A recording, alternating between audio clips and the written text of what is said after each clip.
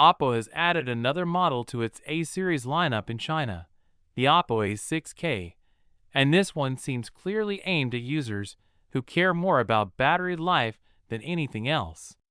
Yes, it's a budget phone, with a few practical compromises along the way. Up front, there's a 6.75-inch LCD display with HD Plus resolution, 1570 by 720. Not exactly sharp, and Oppo isn't really trying to sell it that way either. Instead, the focus is on smoothness. The panel supports a 120 Hz refresh rate and 240 Hz touch sampling, so general navigation should feel relatively fluid compared to some of its competitors.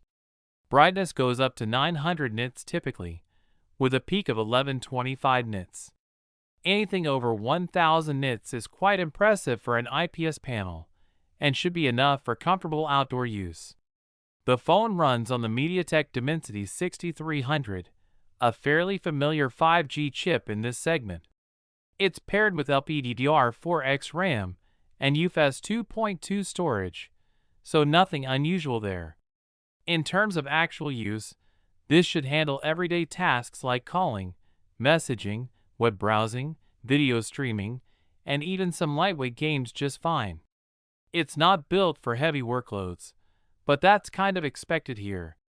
Benchmark numbers land roughly around 530K on AnTuTu V11 and about 770/1980 on Geekbench 6, which is about where you'd expect it to be.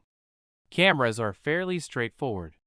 There's a 50MP main sensor, along with a 2MP monochrome lens and an 8MP front camera.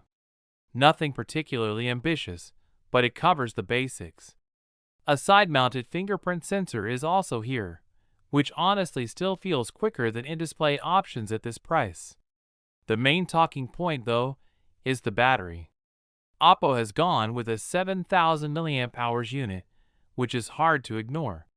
For most users, that should comfortably last more than a day, maybe even stretch into a second depending on usage.